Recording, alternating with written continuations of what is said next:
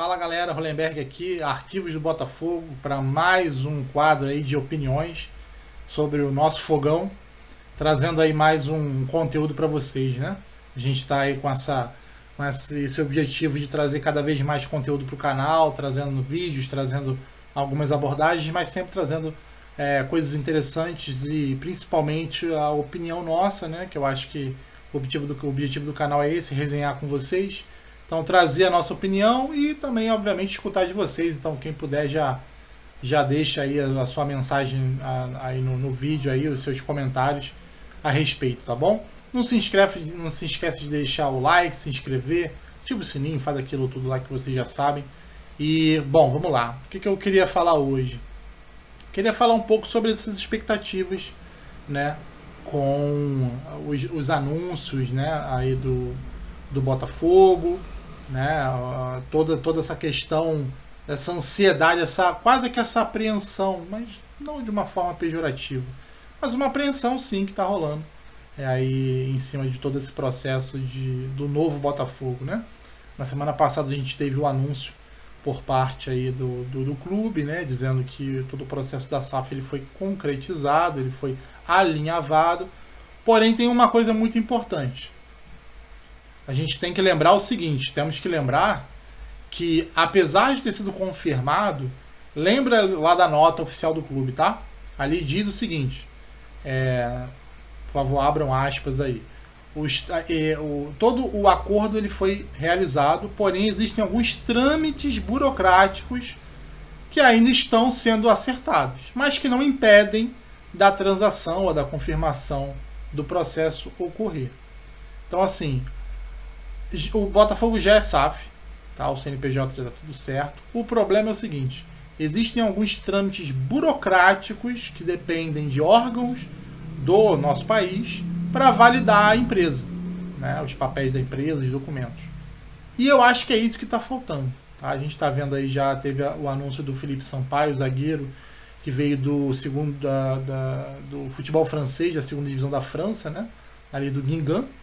E o Lucas Piazon, né, meio de campo, vindo lá do Braga, né, por empréstimo, né, sem custos, o Botafogo pagando apenas o salário integral do jogador. E na iminência de talvez outras contratações, como o Saravia, né, o lateral direito, enfim, outras contratações que estão no radar do Botafogo. Mas o que eu queria falar um pouco a respeito? Sobre a nossa ansiedade, que é natural, né, essa apreensão pelos reforços do Botafogo. Eu acho que qualquer um de nós, botafoguenses, estamos apreensivos com o que está acontecendo.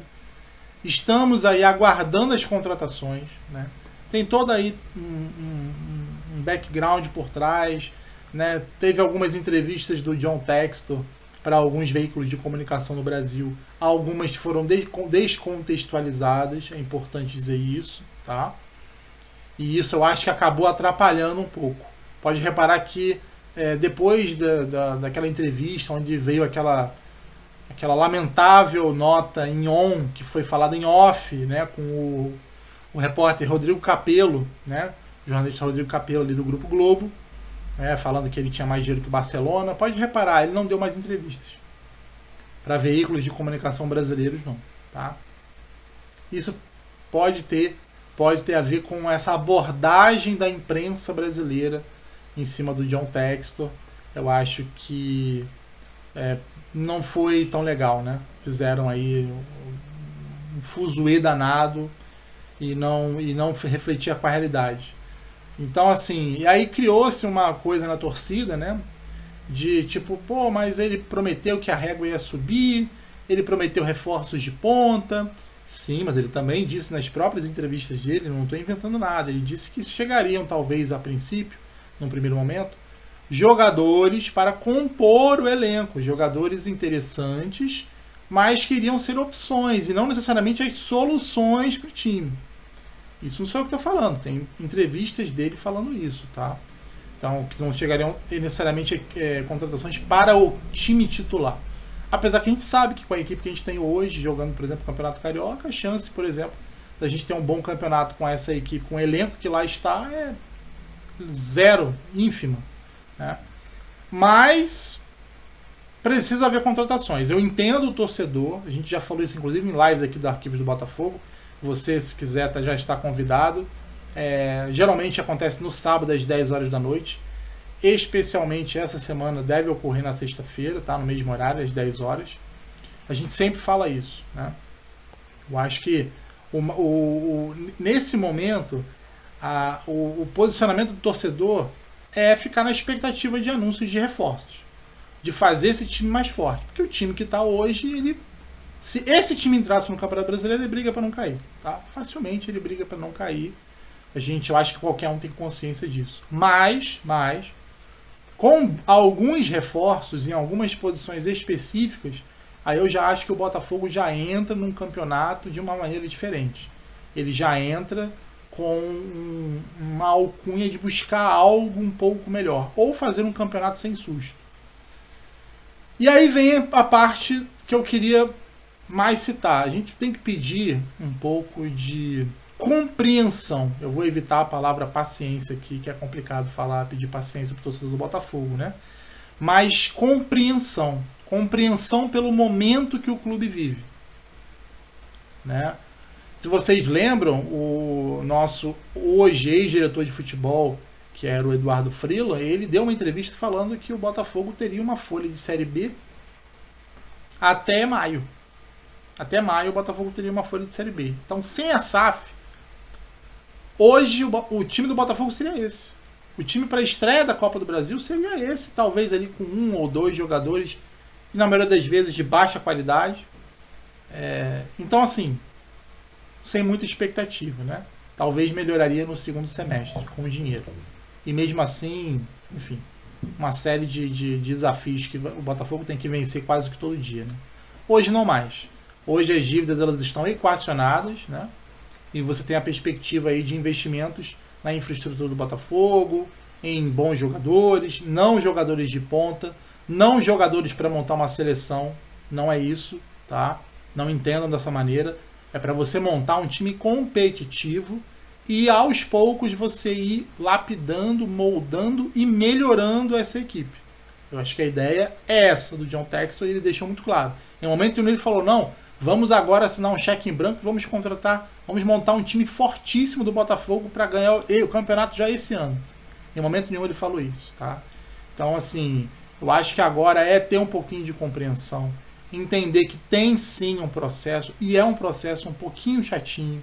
O técnico ainda não chegou, o Luiz Castro já foi definido como técnico do Botafogo, ele já trabalha remotamente para o Botafogo, tá?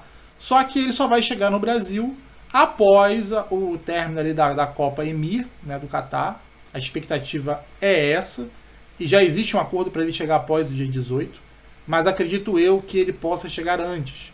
Por exemplo, o time dele, o Aldo Rail, joga contra o Al Saad neste final de semana, né, esse próximo final de semana, valendo a vaga para a final da Copa do Catar. Se ele for eliminado, aí eu acredito que ele possa pintar já no início da próxima semana. E aí você teria a aceleração de algumas coisas. Fato é, isso também já foi falado na nossa live, tá? Os jogadores já têm que estar aqui. O material humano precisa já estar à disposição do técnico quando ele estiver aqui. Não adianta de nada o Luiz Castro chegar e aí para depois se começar a anunciar jogador. Não tem a menor necessidade disso, tá? Até porque tudo está sendo conversado e alinhavado com o técnico remotamente. Agora, ele chega aqui sem os jogadores para trabalhar, como é que ele vai trabalhar? Então, o senhor André Mazzuco precisa acelerar, né? Não é ter pressa, não é fechar qualquer negócio, é acelerar o passo. E tem que começar a correr atrás, fechar com o lateral direito, tem que buscar um lateral esquerdo, precisa buscar pelo menos uns 2 jogadores pro meio de campo, precisa buscar um ponta direito, que a gente está precisando muito.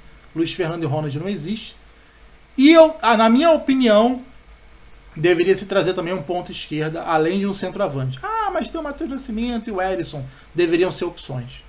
Não pode ter uma responsabilidade deles jogarem aí 10, 12 rodadas de Campeonato Brasileiro, até ter a outra janela aberta a partir de julho, para daí você trazer um centroavante, sabe, de peso.